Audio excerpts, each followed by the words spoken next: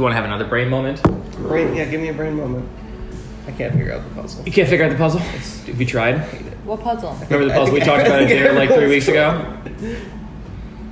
100 prisoners, 100 boxes, 100 pieces of paper? Yes, yeah. Did you figure it out? No, of course I didn't. Kill the prison guards because... All right, so here's the solution. Yeah. Oh, wait, you're going to tell me now? Yeah, I'm recording this for intro for the podcast because I need to make one. I see. Perfect. Should we turn the Siri off? No, it's fine. Should we turn off the music? It's fine. Hey Everything's Siri, fine. turn it off. It's fine. It's fine. This is part of the recording. Look, so here's the solution. What each prisoner should do is go into the room. Okay, wait. Can I tell you my thought process? Sure. Okay, so my first thought was, there's one piece of information that every prisoner has, which is the previous people succeeded, right? Otherwise, they'd already be dead.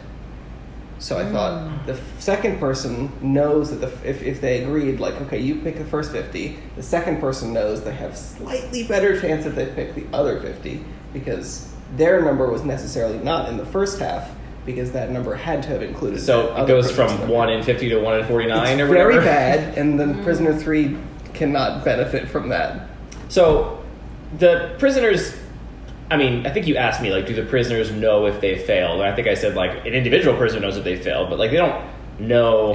Yeah, you also said that. Like, in theory, you run through the entire exercise and then figure out if you failed or succeeded. Okay. But, like, here's what each prisoner does. Each prisoner goes into the room, opens the box with their number on it, which is obviously not going to contain, it could, has 1 in 100 chance of containing their number. Good chance. But it's likely going to contain a slip of paper with a different number on the slip of paper. Then they go to that box and open that box, and they repeat this process, and eventually that will always lead them back to their number because their number would have to point to the box they opened originally, which means that if everyone... Wait, what? So let's say that you're number 6, right? You go and open box 6. It contains a slip for box 13. You go open box 13. 13 contains 27. You open 27. Eventually, you're going to have to open a box that contains your number, which is then going to get you back to the box you started on, right? Even if it takes 100 guesses, you're always going to get to your number in order to get back to the box you first opened, because you're going to follow what the piece of paper in the box says. So you're always going to say, okay, well... So the boxes are all in a circle. Well, so that's one theoretical combination of the numbers being randomized, but much more likely, you're going to have a bunch of independent loops that just are different sizes. And if you follow this technique, you are no longer like trying to figure out how lucky each prisoner is. You're just testing whether or not the random distribution of slips in boxes happens to be one where there is a loop bigger than 50. I don't get it. Aren't you just as likely to be in a small loop that doesn't contain your number? You're always going to be a loop that contains your number because that's how the loop is made. Because you open the box that has your number on the lid. No, but that's not the number of what's in the paper or what's on the paper. Right. So again, right, like you open 6, but 6 could be like you have 50 tries essentially following the loop to get to the number that would say 6. Do you have 50 tries to try and get to your number? And so basically what you are evaluating is what are the chances that if distributed totally randomly, the slips of paper make a loop that is bigger than 50 numbers. And your number is always going to be in your loop because you got into your loop by choosing the box that had your number on the lid. So in order for that loop to close, you have to eventually end up at the box that has your number in it. But that might not be within the 50, right? 'Cause it could be more than 50. And if you want to know the answer, it's like there's like 65% chance there's a loop bigger than 50. And like a 30-ish% chance there is not a loop bigger than 50 and you succeed. Which is obviously way better than the 1 in a gazillion chance if you just open boxes randomly. And what was the original question for this puzzle? Would you like some more pork?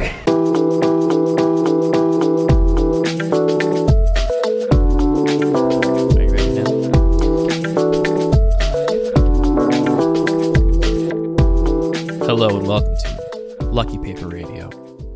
I'm your host, Andy. I'm here as always with my co-host, Anthony Europasser Maddox. The heck's up with that, man? What did I even... I think I took playing green. I think I took some really critical mana fixing. I took the Triome that was exactly what I needed, that I had a bunch of fetches that I couldn't otherwise use, and it was like, I got to do it. Here we are, and it didn't feel good. Yeah. It was also just, we don't need to get into it. Sometimes you pass good cards. You got to pass good cards sometimes. It's true.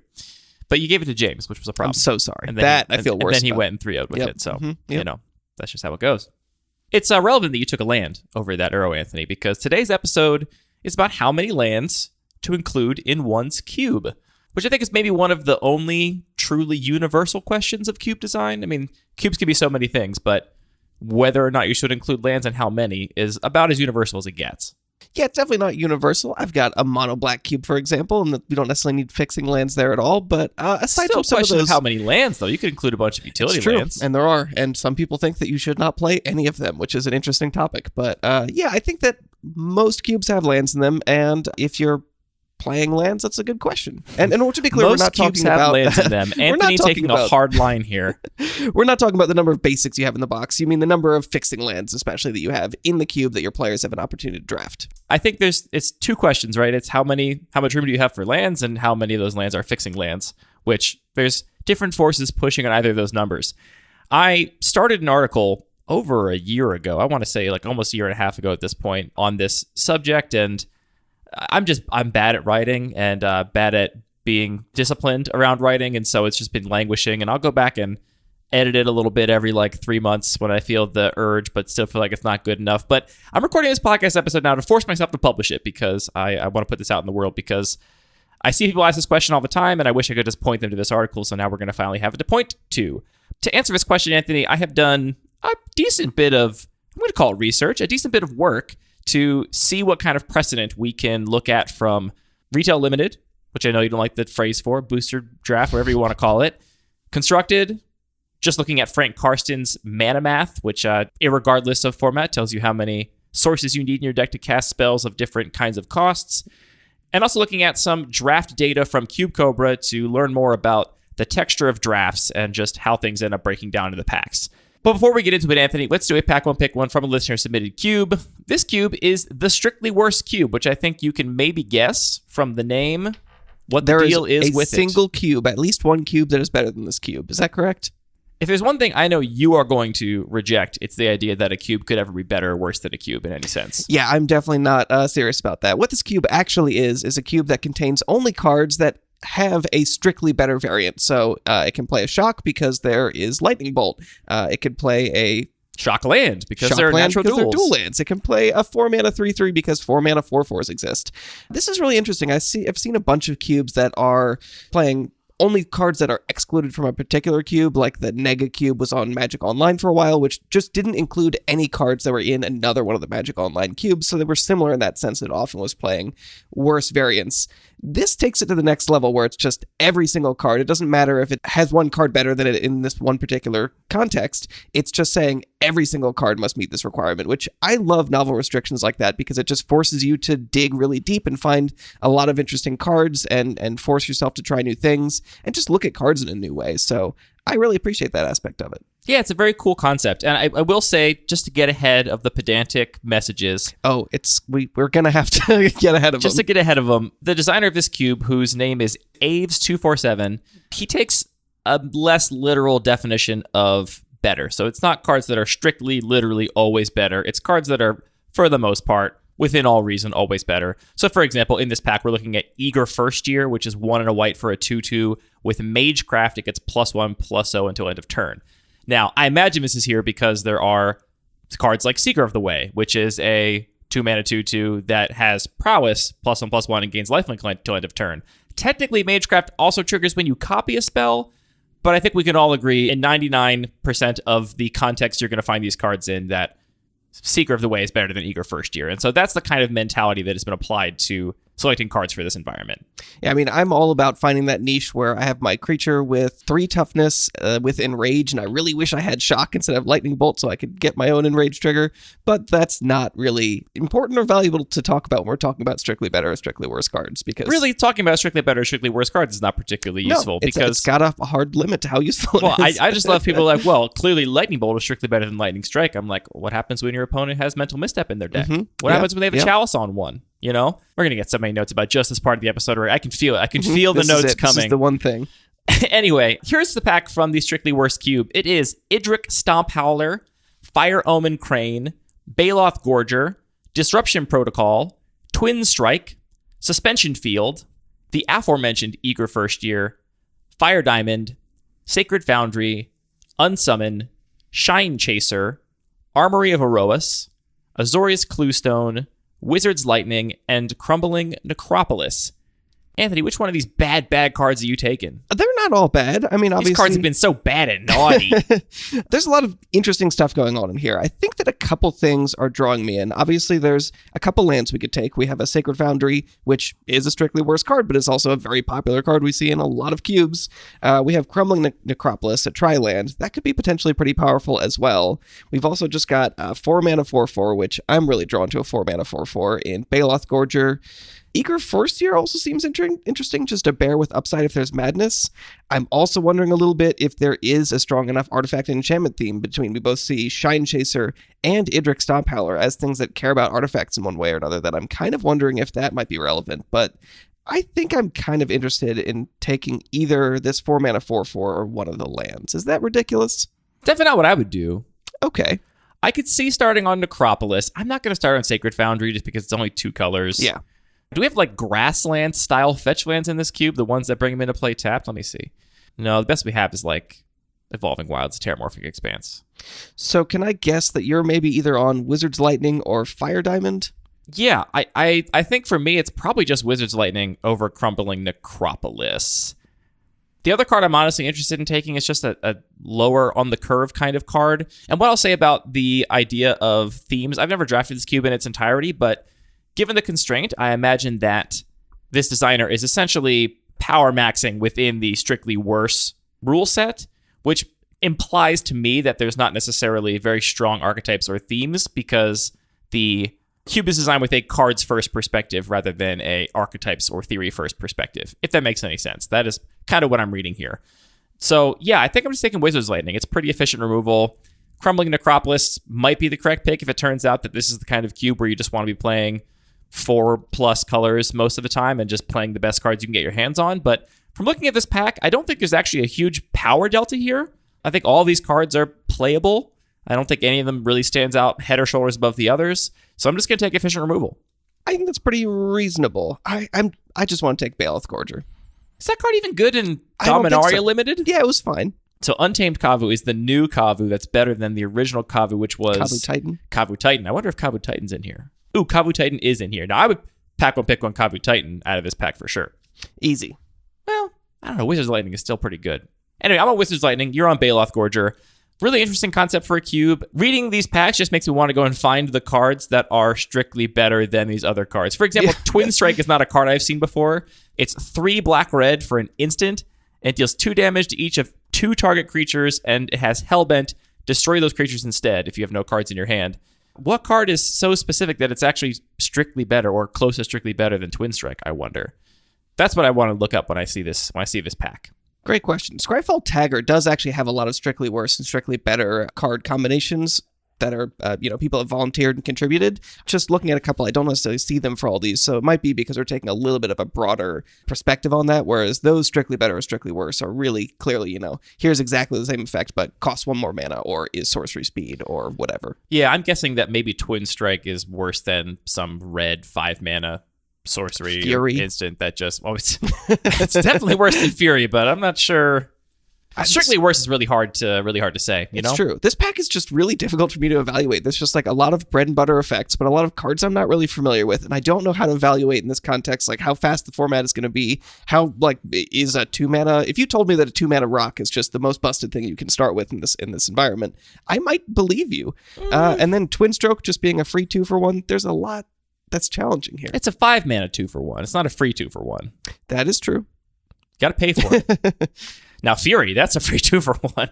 Or a free 3 for 2. 4 for 3. Or thank you, Aves247, for sending in your cube. If you want Anthony and I to analyze a pack from your cube on Lucky Paper Radio, send your name and pronouns to mail@luckypaper.co. And I mean it. Send your name and pronouns. I've had a couple people that have just not sent either of those. I just skip over those emails because I don't know what to call you. In that vein, I also had one person recently that just didn't actually send a link to their cube. So make sure you have those 3 things. That's your checklist before you send that email off to mail@luckypaper.co. I want to start in a different place than I actually started with the article, Anthony. So one of the questions I wanted to answer was just how much fixing is the average cube running?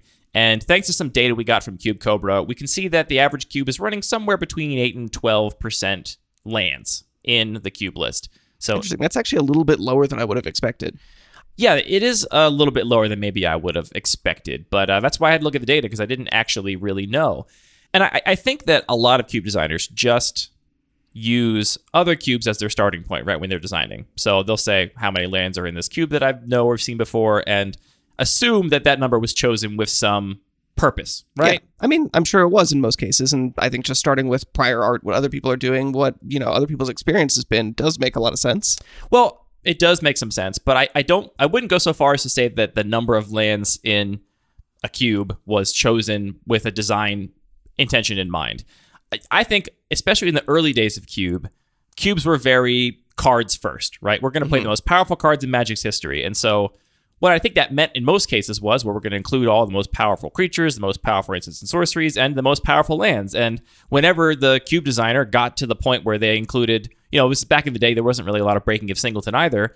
So what Bonstay included the natural duels and maybe the fetch lands and these other sort of cycles. Eventually, they would hit a point where the lands weren't powerful anymore, and so they would just stop including them. And so I think there's sort of like a difference in the nature of lands as opposed to other cards, where it's like a creature can do all kinds of stuff. There's all kinds of abilities it can have. So maybe you want a creature with flying, a creature with reach, a creature with vigilance. Whereas lands, it's like they're kind of more linear in their power levels. Some are more efficient, and then they kind of get less efficient. And there's a lot of variation actually in that like lower power, like your bounce lands versus your creature lands. But when we're talking about a lot of the really powerful lands, there is kind of just a pretty clear hierarchy, right? They are more linear, but I think historically cube designers have oftentimes approached them in the same way, right? They'll sit down and say, I want my white section to be, 60% creatures, and that's the breakdown of creatures versus non-creatures they want.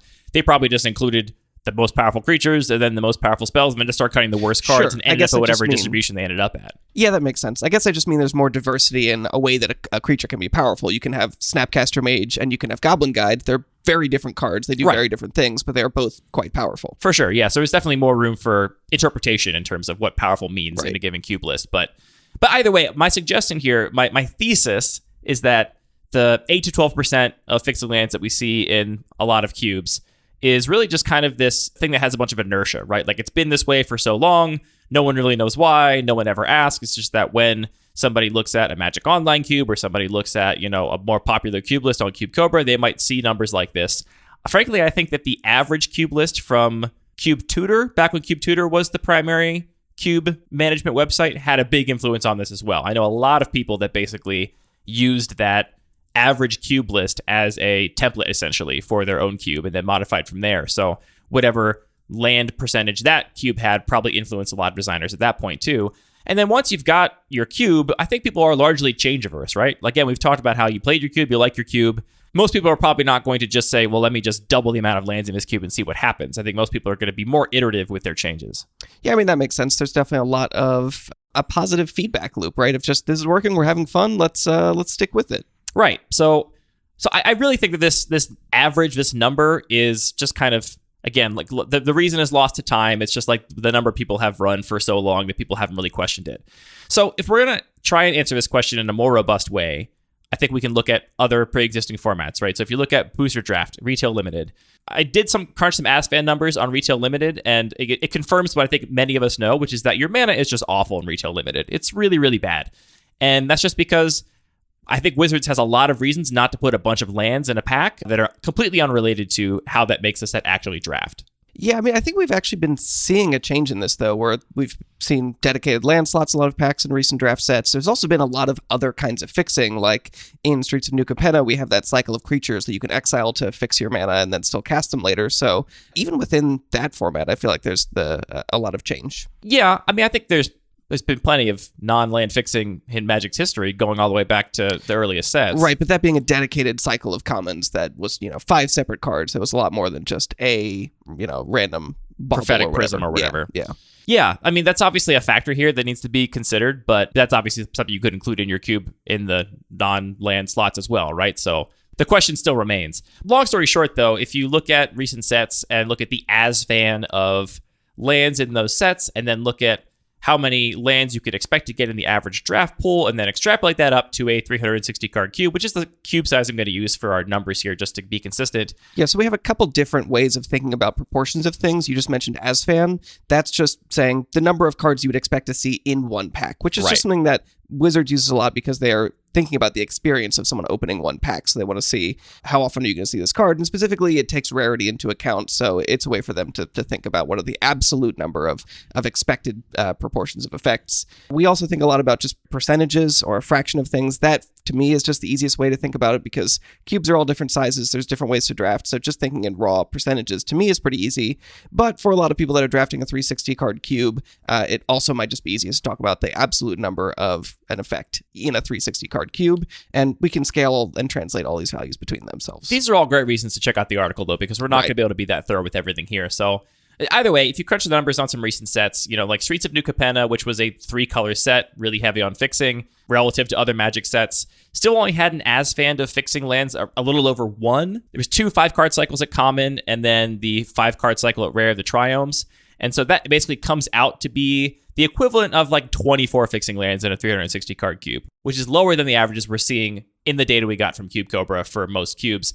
If you take a set that's not specifically multicolor, for example, Zendikar Rising, basically had no fixing in it. You had a .07 fixing land Asfand in Zendikar Rising, which means that if you extrapolate that up to an entire cube, it's like 1.6 fixing lands in the cube. And that's not like an outlier number. For example, Modern Horizons, if you scale up to 360 card cube, would be 3 fixing lands. War of the Spark would be 2.4 fixing lands. Theros Beyond Death would be 4 fixing lands.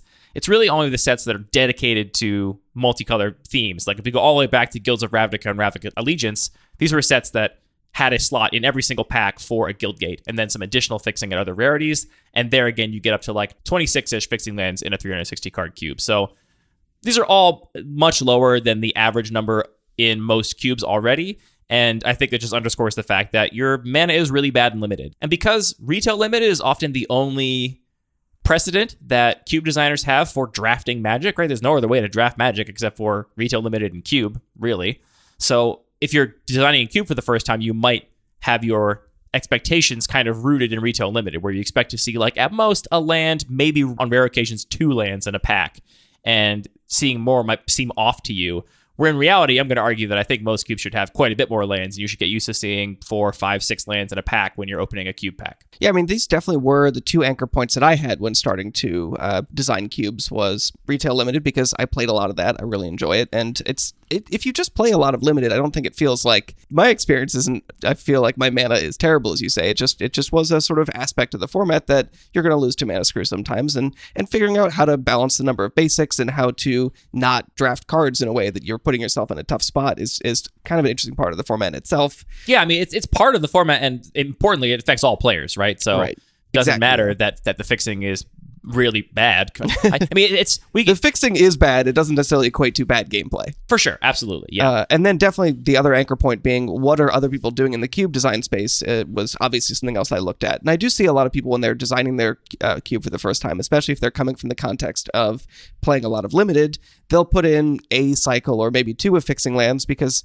that just feels very natural. Yeah, absolutely. So that's limited. I would argue that limited is not a great foundation for building a cube unless you are building a cube that you want to feel exactly like limited. If you're trying to emulate a specific set, or if you want your cube to feel really like a core set, even if it's not emulating a specific core set, you want to feel like drafting a core set of an actual Magic product, then being aware that you might not want to include any fixing lands, or maybe like a cycle or 2 would be about right in terms of keeping up with what most players are going to get access to in most retail limited drafts. Getting away from limited, we of course have constructed to look at. This is the biggest, deepest well of deck lists across all the different constructed formats to look at. And obviously, because there's so many different kinds of decks across so many different formats, it's hard to draw any average conclusions around how constructed informs how many fixing lands you need, right? Because, you gave the example of non-land fixing being important. For a while in Legacy, when Arkham's Astrolabe was legal, that card was responsible for a huge percentage of fixing in a lot of decks because the card was really good, lots of decks were playing it, and also Blood Moon is a feature of Legacy, and so you were motivated to play lots of basic lands and play cards like Arkham's Astrolabe to fix your mana instead of just more non-basics, so you just wouldn't be as soft to the established Blood Moon meta. So you really can't look at one particular thing to draw some very obvious conclusions here. If you do look at average 2-color decks from formats like Modern, or Historic, or Pioneer, you can start to see a sort of trend. And then if you look at 3 and 4 color decks in any of these formats, you can see they're really, really dedicated to fixing lands in all situations. Now, obviously, Constructed is way different. I think Constructed we can look at and kind of assume that the players have made strategic decisions about how many lands to include, right? Like, you were building your mana base, you decided based on the lands available to you, the speed of the format, the spells you were trying to cast, what the correct amount of lands for your deck was. And that is a more fuzzy thing than just knowing what the as-fan of lands in a particular limited set is. Yeah, I mean, it's definitely a different thing. In one case, we're doing something that is very similar to Cube, or making a comparison to something that's very similar to Cube in that we're talking about what is the proportion of lands in a drafted environment. Here we're talking about a constructed deck, but I think the results are really interesting, and it does kind of make sense to extrapolate and say, what if I was to have an environment where I could draft this constructed deck is almost the way you could think about it. Right, exactly. So I did crunch some numbers on some selection of deck lists from recent formats. There's another factor here, Anthony, which is that if you take some example deck lists and you say, okay, well, this deck is 35% fixing lands, right? Of all the 60 cards in this deck, 35% of them are fixing lands. How would that translate then to my 360 card cube? And if you do the math, that would be the equivalent of having 126 lands in your 360 card cube, which is obviously a ton. That's a huge difference, That's a huge amount of lands. 0 to 125. I'm just picking a number of it's an example here. It happens to be a 3-color deck. But the thing is, you can't just do the math as directly as that, because the way the draft works, you're not going to be able to play every single fixing land you get in your draft pool. So even if you look at the as-fan and how many non-basics are distributed throughout the entire table, people are going to end up with unplayable lands in their sideboard because they just aren't on color for them. Right. So thinking back to the Ravnica draft, there's a bomb in my colors and also the fixing land, and begrudgingly I might just have to pass that fixing land, and then it ends up in somebody else's sideboard for no reason. Yeah, or you just get a last pick tap land that's not in your colors, and it's like, great, now you drafted that card in air quotes, but it's not actually going to help your fixing. This is where the data from Cube Cobra comes in really handy and gives us some insight into things that I've never seen anyone analyze before, which is just how many of your lands are you actually main decking. And we crunched numbers here for around 75,000 deck lists from Cube Cobra, and we can see that, well, first of all, we can see that the number of main decked fixing lands by percentage goes up the more fixing that's in the cube, which might be counterintuitive, but I think that basically comes down to the fact that if you have a lot more fixing, I think maybe some players are likely to play more colors, in which case more lands are on color for them, or more likely there are just way more lands to pick from in the draft, so you're more likely to be able to get ones you can actually play. You have more opportunities to draft the ones that actually fit in your deck, whereas if you are talking about that, Ravnica Allegiance situation, still not that many fixing lands in Ravnica Allegiance, you might only see 2 Boros Guildgates the entire draft period. If you didn't take one of them, then you miss out on half your chances to get a fixing land in your colors. That is really interesting. Yeah, my first thought was definitely if there's more lands, people play more colors, they have more on-color lands.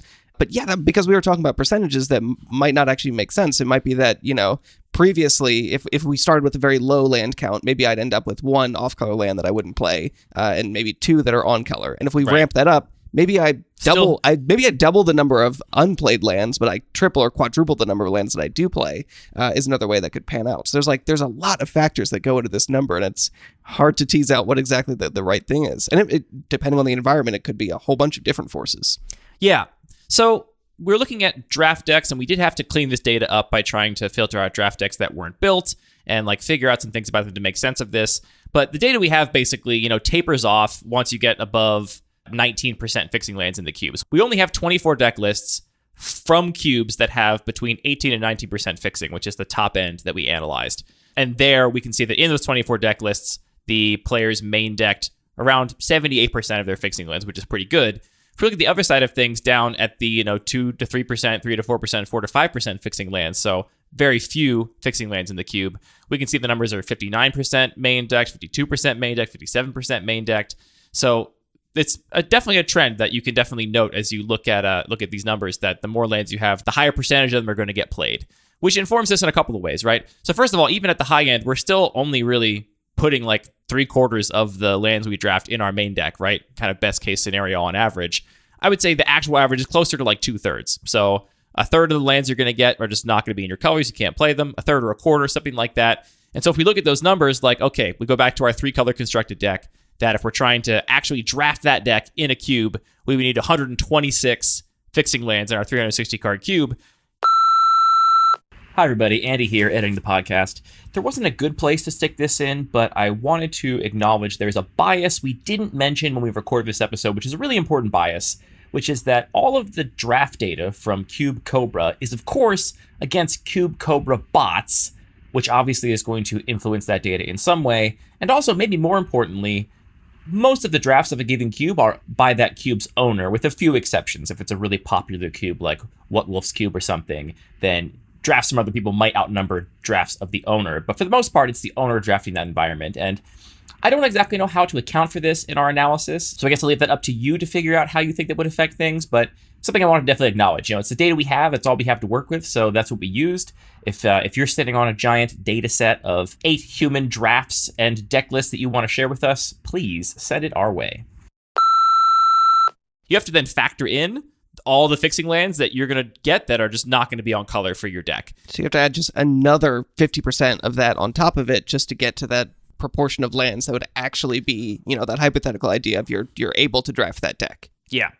So I'm not going to go through more of the math here. You should check out the article, which is much more detailed and a much better way, I think, to consume math than having it read out loud. But the summary here is that if you're trying to emulate 2-color decks in like Pauper or Standard, lower power constructed formats, then you would need like 60 to 100 fixing lands, roughly, in a 360 card cube to allow players to draft equivalent mana bases for their draft decks.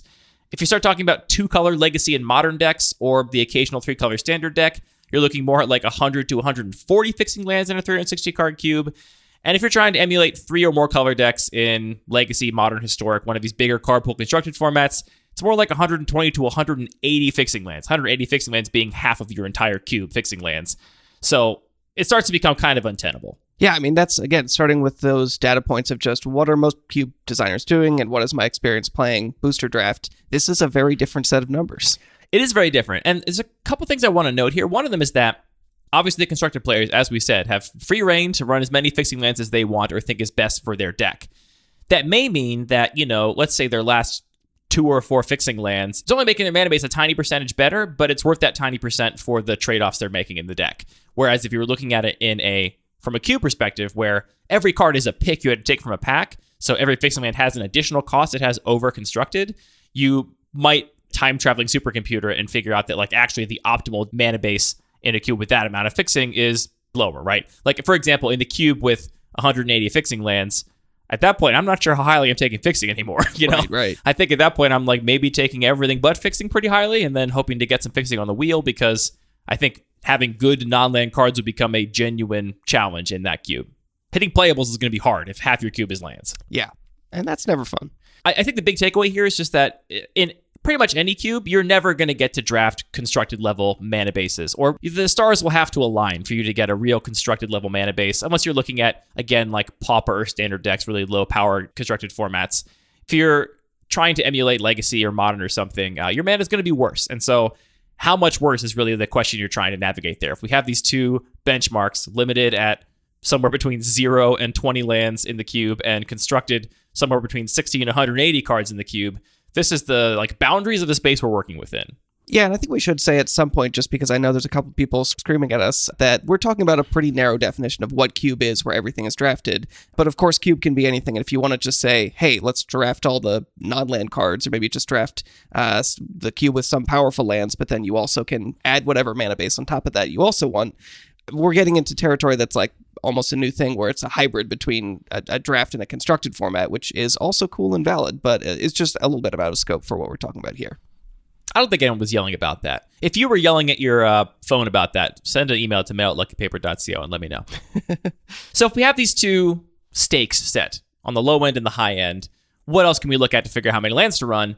Of course, we can turn to our fearless leader, Frank Karsten, who has a very renowned article called How Many Colored Mana Sources Do You Need to Consistently Cast Your Spells?, which he has updated a number of times over the years as new sets have come out. And this basically just uses math to answer the question of, if I have Primordial Mist in my deck and I want to cast it on curve, that's a 5-drop with a single colored mana pip. How many sources of that color do I need in order to cast that on curve? Now, this math is not objective. It relies on Frank Karsten's subjective definition of what reliably cast means. And if you want more background on that, you should check out Frank Karsten's article. But we can definitely look at this and get another perspective on how many lands we would end up needing to cast spells reliably. Again, this is something that's going to be a lot clearer if you actually read the article rather than trying to listen to it on a podcast. But what this ultimately comes down to is like what cards you expect people to play alongside each other in the same deck in your environment. So for example, if you want to play Counterspell and Wrath of God in the same deck, which I often do, I think that's two good cards for a blue-white control deck. Those two cards are both pretty demanding in terms of their mana costs. Counterspell on curve is 2 mana pips of one color. Wrath of God on curve would be 2 mana pips of the other color by the time you get to that point in the curve. And if we look at Frank Karsten's math for the definitions of reliably casting, if we have a 17-land deck, we would need 8 fixing lands. 8 of those 17 lands would have to be blue-white duels for us to be able to consistently cast Counterspell and Wrath of God on curve, which is a pretty high number. If you're running fewer lands like I am in my decks, then obviously every land you run fewer is an additional fixing land you need to add. And something I realized when I was doing this math, Anthony, which is kind of interesting, is that it never occurred to me, but it's obviously very intuitive when you think it through, that every land you cut or colorless utility land you add in, every wasteland you put in your deck, is like a 1-for-1 subtraction of a fixing land. You basically just like took a fixing land out because now you need one more fixing land in order to maintain the same number of sources of each color in that same deck list. There's a funny psychological effect there where it's like, if you told me, how much better would this deck be if I added one more dual land? I would not feel as extreme about that as if you told me, what if I took out one of your basics and put a waste in? I would say, that's horrible. You can never put a waste in. But you're right. It probably does have the same effect. It's just in a different direction. It definitely does have the same effect. And that's a good way to contextualize it, I think. Because like you said, one more duel. Okay, fine. I'll take 4 duels over 5 duels. Great. But swapping out a basic for a waste, you're like, oh no. This is a crisis. This is awful. Unless, of course, you're playing the Devoid Cube. So if we then take Frank's math, and we have to kind of just extrapolate a little bit and try and guess based on different kinds of combinations of mana costs, like how many fixing lands you're going to need per deck by Frank Karsten's definition. And I kind of argued that if you think that through, you end up with the suggestion of between 5 and 8 fixing lands per deck is kind of what Frank Karsten's math would suggest would be required to meet the bare minimum requirements of his castability. If we take those numbers then and factor in the same detail that you don't get to play all of your lands you drafted, some of them end up in your sideboard because they're off color, we end up with, again, this range of like somewhere between 50 and 96 fixing lands in your cube to cast not too restrictive spells reliably. So kind of in the middle, definitely closer to the constructed side of the spectrum, and definitely higher again than the average number of lands that most cubes include by Cube Cobra standards. Yeah, that's quite a few lands. I don't think I can claim to be that close to there. This then begs the question, why not run 90, 100, 120 lands in your 360 card cube? People have definitely done it. So that's definitely an option available to you. But there is a cost to adding more lands. And the most obvious one is just that you get fewer non-land cards. So I think another thing to investigate here is how many lands can you put in a cube before most players are not going to be able to get to playables, right? Yeah, I mean, that definitely seems like an extreme limit that you wouldn't want to be too close to that point, right? So I would argue actually getting close is not that bad because draft is self-correcting, right? Your drafters are not just blindly taking powerful cards. They're going to say, gosh, I got a lot of lands. I better prioritize non-land spells in the last pack. You're giving me a lot of credit. I think you can actually dance with that if you want a little bit. But so for this, we actually looked at that same Cube Cobra data, all those 75,000 decks we had, and we just tallied up the number of like uncastable cards in the pool, right? We're trying to basically get a sense of what are the picks you didn't really want. You just like the last picks that got handed to you or whatever.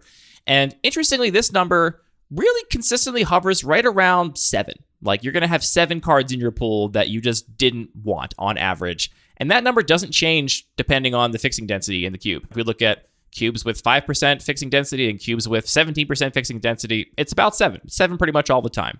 That's kind of bizarre. I can't really, I feel like you're just cutting down the number of non-land cards. So your pool, if you're taking lands proportionate with the number of lands in the cube, I can't rationalize this one. I can't rationalize it either. I will say that we don't have a lot of data for cubes above like 15% fixing lands. So if we're talking about the real extremes, like we definitely have people we know that, play a 384 card cube with 16 card packs and 160 fixing lands, right? Like that has been done before. And there, I'm not sure what percentage of cards you're not actually playing main deck. And again, we did have to do some kind of like assumptions here. So the way we actually figured this out was we labeled a card uncastable if it was in the sideboard of the deck and of a color matching 2 or fewer main deck cards, including colorless spells. So it's kind of like a fuzzy area. There's definitely like for example, I think by this logic, Dismember is considered a black card, right? Which is not really a black card. We know that. But also, who's sideboarding Dismember? It's probably not really factoring into these numbers in that way. But either way, this hovers right around 7, which is helpful to know, right? That means that if every single one of your drafters is going to have around 7 cards that they don't want to play in their deck, that are uncastable, that are off color or whatever, then you can pretty easily extrapolate. That's 56 cards in your cube each draft that are going to go unplayed, right? They're kind of not in the cube as far as deck building considerations go. Now, importantly, these are not going to be the same 56 cards. I think people might look at this and say, okay, well, there's 56 bad cards in my cube. I got to go get them out of there. This is going to depend a lot on variance, right? Some packs are just going to have a lot of the same color cards in them, so people are going to end up with cards that are not in their colors. There'll be some narrow build arounds or whatever that even though you're playing that color, you can't support, and so you're not taking it for your deck. But either way, these numbers seem to suggest that, yeah, like around 56 cards just are how many cards are going to be unplayable in each draft. So what we can derive from that is we can then run these same sort of numbers we were talking about earlier with that virtually smaller cube size. Right now we're talking about a cube. It's actually 304 cards instead of 360. That's the pool we're actually building our decks from. And when you do that and crunch all those numbers, you arrive at like 96 to 120 lands is the most you can run before your players are very consistently going to not have enough non-land cards to put in their deck. Right, so we're basically trying to look at what is the fraction of cards that end up being, like, because of the variance of the draft, things you can't put in your deck. And then from that, then take what is the pool size minus lands you can expect to get based on the proportion of lands, and just accommodate for that variance and figure out what is the limit where players are going to start struggling to actually just have enough non-land cards to make a deck work. Yeah, and once you get over 120, like, it's going to be difficult for any player to really draft enough non-land cards to make any choices about their deck building, right? They're just going to have to play whatever they get because they're not going to get that many of them. So this sets a more realistic higher end, right? We talked about how if you're trying to emulate some 3 or 4 color decks in Legacy, you'd want 180 lands theoretically. That's just not going to work, right? Not going to work at least at 15 card packs at a 360 card cube. If you want to draft more packs or make your packs bigger, all this kind of goes out the window. But if we assume a typical 15 card pack size, you just can't really do it, right? If you can do that, then your players can now draft Legacy mana bases for their decks that have not enough spells to cast because they're not going to work. I hear people talk about the fear of people running short on playables at numbers way lower than this, though. And I think what this can demonstrate is that if you're not near 96 or 120 fixing lands, somewhere in that range, if you're at 50, you're not in danger of someone running short of playables because you have too many lands. There could be other reasons they could be short on playables, namely they rate a lot of cards in your cube and their color is unplayable, but it's not going to be because of density of lands that's going to put you there. Yeah, I mean, like everything we talk about with cube design, there's so many factors going on at once. And yeah, I mean, just playing a lot more lands might end up just revealing other features of an environment, like the power delta, or there being cards that are very situational or build arounds that aren't quite supported enough that could actually start to become a problem if you increase the number of lands by a lot. Yeah. So this starts to touch on an idea which I want to expand on further and get better words to describe, but when you look at the number of non-land cards that your drafters are playing at the end of a draft, it's about half of a 360 card cube, roundabout. I mean, it depends on how many decks are playing 15, 16 lands versus 17 lands. It's a little more, a little less, but it's around half of your cube is going to be non-land spells in players' decks. And that means the other half of your cube is a couple of things, right? First, it's those 56 cards that people didn't really get to choose, right? Their last picks, their last 2 or 3 picks from a couple packs that just aren't playable for them. Or it could be speculative picks from early in the draft as Exactly, well. Yeah. You pack one, pick one, something, end up not in that color. There's a lot of reasons you could have a card that is not playable in your deck, in your pool. So that's those 56 cards are there. All your lands are there, obviously, because they're not spells. So all of your fixing lands take up that space too. The other stuff that takes up this space is the other considerations, I think, when you are deciding on your land density. And that's basically how many unique strategies you want to support in specific colors and color combinations that render cards in those colors unplayable, right? I think the classic example here is like a really dedicated build around. So if we take a card like Empty the Warrens, right? Empty the Warrens is a red card. There are tons of red decks that will end up with an Empty the Warrens they got late. They're just not going to play. And by all of our logic we've looked at here, we said, oh, that's a castable card. You got an on-color card. If you're choosing not to play it, that's up to you. So those slots have to basically include all of the cards that could theoretically be on color but are not. So if you support a blue-red artifacts deck and a blue-red spellslinger deck, and your blue-red spellslinger player gets a couple of late blue-red artifact cards that are just not really good in their deck, then that's something you can use that space on. Something else you can use that space for is like dedicated sideboard cards. Cards you don't really want or expect people to main deck, but you want them to be able to bring out of a sideboard. It's not something I prefer in my own cube designs for the most part, though I have been dabbling with it in the Degenerate Microcube.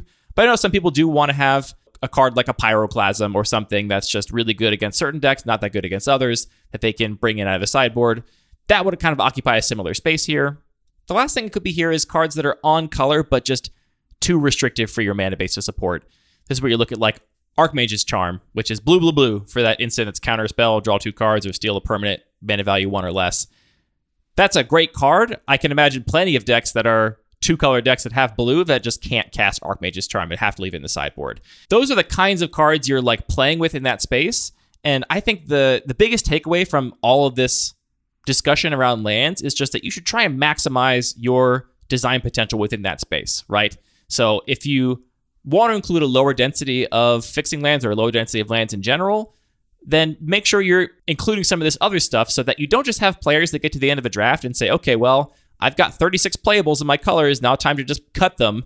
And they're basically just not playing, the last 5 or 10% of cards in their color that are just less appealing than the cards they have in their main deck. This happens in Retail Limited all the time, right? We didn't crunch any of these numbers for Retail Limited data sets, but presumably based on what we see in the Cube Cobra decks, we could assume that most Retail Limited decks have 7-ish unplayable cards in their pool. And because of the low amount of lands there, you're going to have a ton of cards that are on color you could theoretically play. You're oftentimes just cutting the bad cards, right? You're just cutting the cards that are low below rate that are not as appealing.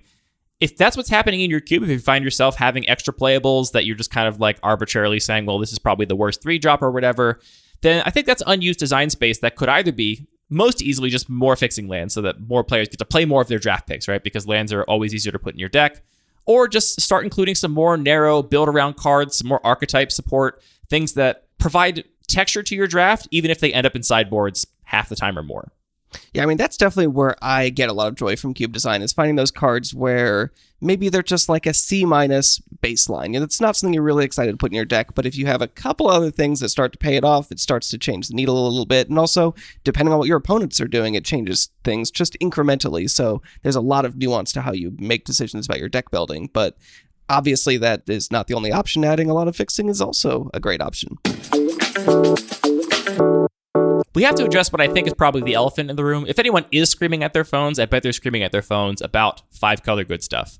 I see this all the time on the subreddit, in the Discord, people suggesting that I don't want to run too many lands because it just makes it too easy for players to draft 4 or 5-color good stuff decks. And a lot of cube designers, especially those that are more driven by archetypes, don't want someone to drive sideways across their beautifully crafted design and just take good cards in all the colors and bash people with powerful effects.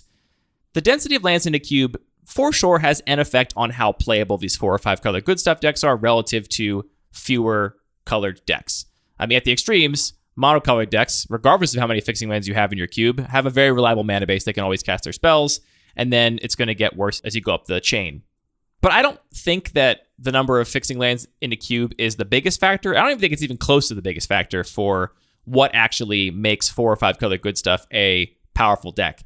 And this comes from theory, but also my own cube has had a pretty high density of fixing for a long time, and 4 or 5-color good stuff has not been a problem in years in my cube for a lot of reasons. One of those reasons is just having effective aggro decks. You can think of the fastest deck in your format as being the kind of police on how greedy your players can be in terms of how many high mana cost spells they're going to cast, how many turns they can afford to wait for that last color of mana to cast their 4-color card or whatever. And the faster and more consistent your aggro decks are, the more punished players are going to be for playing a greedier mana base. Yeah, but I think that is a really critical piece, that it's a lot about consistency. If you're playing an environment that is very slow, you can say, well, I've got this triple blue pip card and I'll cast it reliably. What, say, average 80% of the games or whatever Frank Karsten uses by like turn 6 or 7, and maybe that's good enough. But if you have a fast deck, you just don't have time to wait for that. You actually just need to have your fixing immediately. And even with very efficient mana fixing, that still takes time, and it hurts your consistency. Yeah. And we can see from looking at Retail Limited again that even in sets where there's basically no mana fixing but compared to the kinds of numbers we're talking about for a cube, people will still draft 3-color decks. It's still, I think, oftentimes correct to draft a 3-color deck if you're in a set that is particularly slow and value-oriented, and you are going to win just by having the better cards. Then you are rewarded for playing a riskier mana base, taking a few extra turns to cast your spells sometimes, but having those more powerful cards in the late game if that's how the environment breaks down. So, right, especially even in playing sealed, where it tends to take whatever the format looks like in draft and skew it even a little bit slower. Absolutely. It's very often right to play 3, maybe even 4 colors. I can't remember the last time I only played strict 2 colors in a sealed deck. I'm always splashing for some bomb in a 3rd color. So we can see that it's obviously not just the land density that is the factor, right? Because if it was just land density, no one would ever play anything more than 1 or maybe 2 colors in retail limited, but that's obviously not the case. So there's other factors at play here. I think speed and the presence of aggro in the environment is a huge factor. Another huge factor, which was just alluded to when we're talking about sealed, is how paid off a player is for playing those extra colors. What that means is, what does the power delta in your cube look like? Are there much more powerful cards and much less powerful cards, such that a player does not want to be constrained to just 2 colors to draft from because they're going to be passing a bunch of really powerful cards that would make their deck better? And then do you have bombs that are just worth going out of the way to splash for, regardless of how fast your environment is or what your fixing looks like? Yeah, so I mean, if we could take the extreme abstract example and just say every green card here adds to my win percentage exactly the same amount, they're all the same power level, there's no reason for me, and, apply that to all the colors, there's no reason for me to play more colors. I'm just going to take the consistency and stick to 1 color. If instead there's a huge range and there's some really powerful cards and a lot of not very powerful cards, it starts to become worth it. Again, we have this risk analysis. You have the risk of less consistent mana, but on the other hand, just higher powered cards, which are going to increase your win percentage. And the bigger that delta between the worst and best cards, the more it's going to be right to play more colors. Yeah, and that's why I think, any player, the most skilled competitive player, would probably tell you in some sealed pool where you had a bunch of good playables in color A and color B and some bomb mythic gold card that was color B and color C, you're supposed to splash that card. You're supposed to play that card because the reward is so high that it's worth the risk. And thinking about that risk reward in your own cube, in your own cards you select for it, is a big factor in how good these decks are going to be. The question is just, okay, if I focus on taking a bunch of fixing lands early on so I can have a broad mana base and play 4 or 5 color cards, what am I going to get in the second half of all these packs that's going to make it worth it? And if you have a bunch of powerful gold cards especially, because gold cards are just harder to draft, right? There's only 8 players. If you assume a baseline of 2-color decks, there's going to be 2 guilds that just aren't drafted, at least 2 guilds that are just not drafted at every table. So anybody playing the 3 or 4-color deck can just wield those and get them every single time. And we see this play out, right? Like we drafted your cube last weekend, and there was a late Mayhem Devil that wheeled, which is one of the most powerful cards in your cube, but it was pack 2 or 3, and there just wasn't a Rakdos player, or there was a Rakdos player, and they wheeled their Mayhem Devil, and we're thrilled about it. It's awful. Card's a problem. I would argue maybe somebody should have done that risk-reward analysis and figured out that actually it's worth splashing Mayhem Devil here, but no one did, and so they just got that card in the wheel. And it's those kinds of rewards that are the real payoff for that 4 and 5 color deck and make it worth that risk. For sure. So I do think that all that being said, we can describe that problem you're talking about in a very specific context. If you're saying, here's my cube, it is very slow and it has a huge power level delta, I think it would be reasonable in that context to say, I'm hesitant to add a bunch more mana fixing because it's going to encourage this type of gameplay. And I think we would just say it kind of might help to think about all these things just at once rather than thinking of bad mana as a necessary tamp, a necessary pressure valve for this certain kind of deck building. Yeah, I mean, I would argue in that environment, even if there's very little fixing, I'm still going to be playing 3 colors. Yeah, that's because, possible. again, I'm still going to make that risk-reward analysis and still decide that, actually, I just want to play these bombs and not these D-level cards that are just embarrassing to cast in my colors, in air quotes. Obviously, it depends on the specific environment, and lands is a factor there. I guess the most important thing for me is that there's lots of things you can change about your cube to change the effectiveness of this one deck, right? This 5-color good stuff deck, 4-color, 5-color good stuff deck. There's a lot of knobs you can turn. Another knob we didn't talk about is just making synergies stronger. I think these decks thrive when cubes are full of just kind of generically powerful cards, such that it doesn't really matter in what combination they're cast, they're always going to be kind of the same power level. If you have extremely potent synergies where these cards are only good if they're played in a specific context, then that will demand that you play cards that put them in that context, which means you have to end up in a more narrower seat than just playing whatever gold cards you get past at the end of pack 2 and 3. Yeah, there's not a lot of value to playing the busted Enchantress card that really needs to be in the context of enchantments and the busted ramp payoff card that really needs all the ramp support together because they're just not going to function. Exactly. So anyway, there's all these knobs you can turn, and the density of lands, while it does affect this problem, is the only knob here that affects every single deck in your cube, right? Like, if you make the mana worse, you're making the mana worse for everybody. And it doesn't just affect that 4 and 5 color deck, it also nerfs everyone else's deck, which we talk about this all the time. Power level's relative. It shouldn't theoretically, except at the very extremes, have that much of an effect on win percentage because you've just nerfed every deck. And yes, you nerfed 4 and 5 color good stuff maybe 10% more than a 2 color deck, but it's a pretty marginal difference compared to some of these other factors we talked about. So what do you think, if we had to take all of this information about just how the number of lands affects the kinds of decks you have and comparing it to different formats, if we were to turn that into some practical advice, what would that be? A 360 card cube should have about 60 lands. Shoot, I'm short 2. That's my... my cube is also bigger. That's my baseline. But I think if people ask, like, how many lands should my cube include, and they don't want any of this context and preamble, they don't want to read the article, I would say that most 360 card cubes should have about 60. I think that leaves plenty of room for some of these narrower sideboard cards, some of these build around, some of this broader archetype support.